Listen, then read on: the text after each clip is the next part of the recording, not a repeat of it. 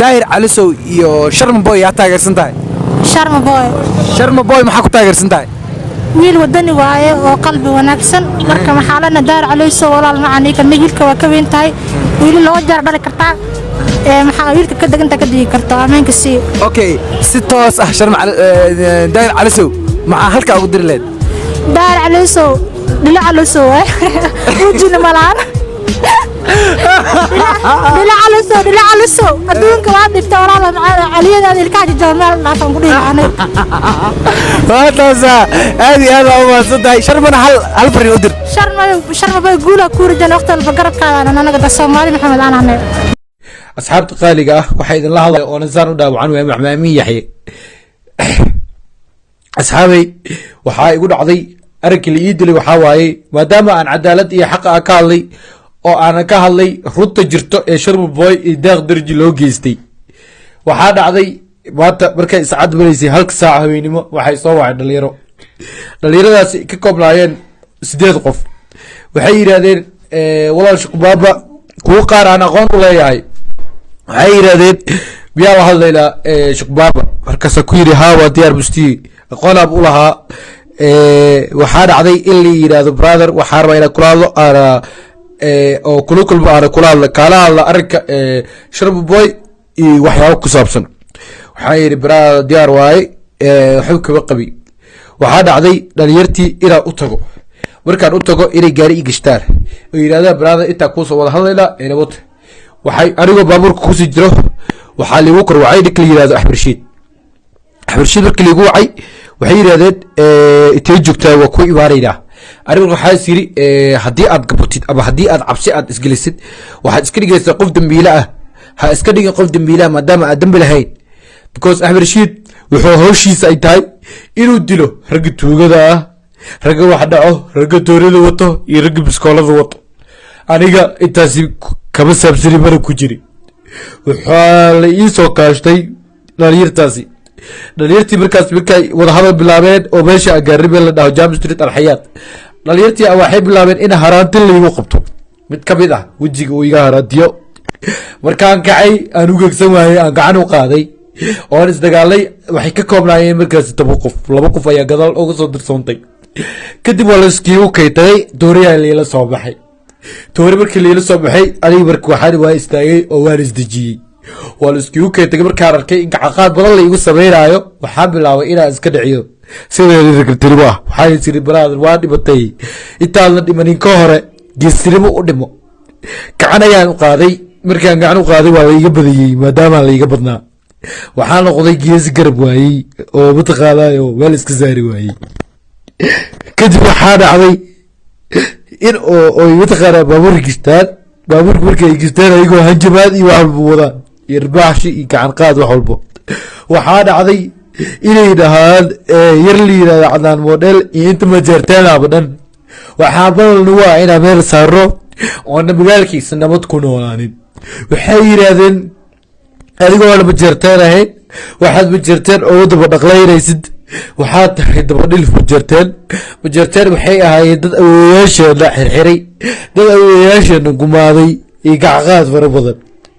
dhalinyartaasi dhammaan waxay ka koobnaayeen dhalinyaro ogaadeena way soo kaxeeyeen waxaa la ii geeyey ninka Axmed Rashiid ahaa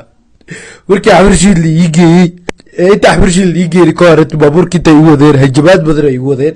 waxay yiraahdeen waxaa next ah oo kugu xijireena ninka la yiraahdo Cunaan model maadaama uu yahay majeerteen marka waxaa dhacday ina ay soo wareejiyaan askari la ii geeyo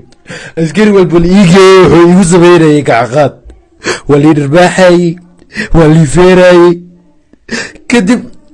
waxaa dhacday in la ii warwareejiyo kadib in la ii geeyo ninkii ahaa Axmed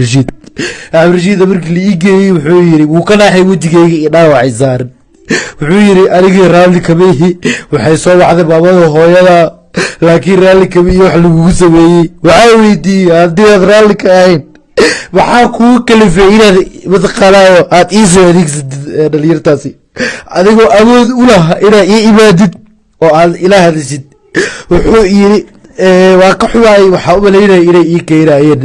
dhalinyartaani waa dhalinyaro oo haajiri super power waa dhalinyaro oo utqaadaas intii la laayay ka soo xirtay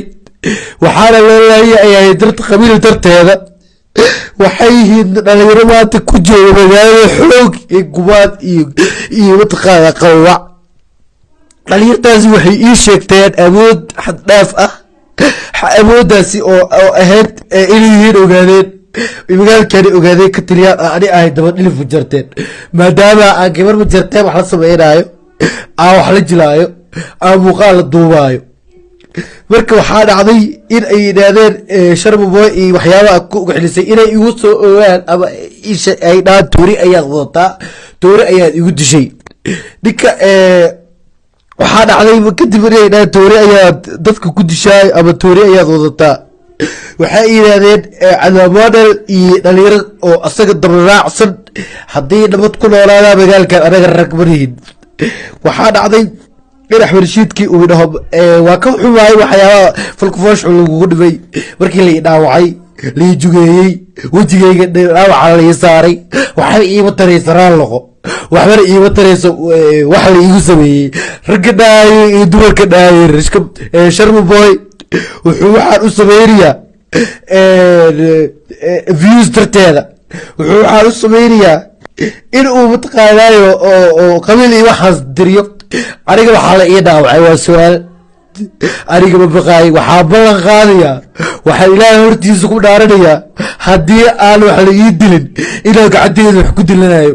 haddii aan samaynina hooyaday xakiimo aadan faarax oo siday igu soo korisaan aqoon u leeyahay ayay ka sinistaa haddii aan maanta aarsanin daawadayaasheeda qeybaha qadirinta mudan dhibaatadaani waxay ii soo martay oo la iigu soo wajahay darteeda xaqa aan ka hadlay anigana marnaba kama leexanayo inaan ka hadlo xaqa iyo cadaaladda mana ka baqnaay mana ka gabanaay xabad haddii oo mataqaana igu taalo 20 xabood igu tiriyo waxaan u dhimanayaa xaqa waxaan u dhimanayaa cadaaladda marka asxaabay dhalinyarta kale loo soo socdo waxaan leeyahay ayagoo hadlin ayaa loo socdaa is ilaaliya cadaalad mataqaanaa cadaalad waa u baahanahay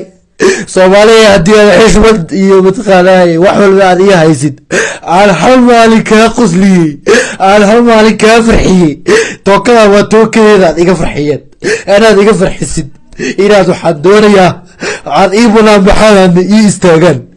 taasi waxaa waaye waa baryo aad ka baryayahay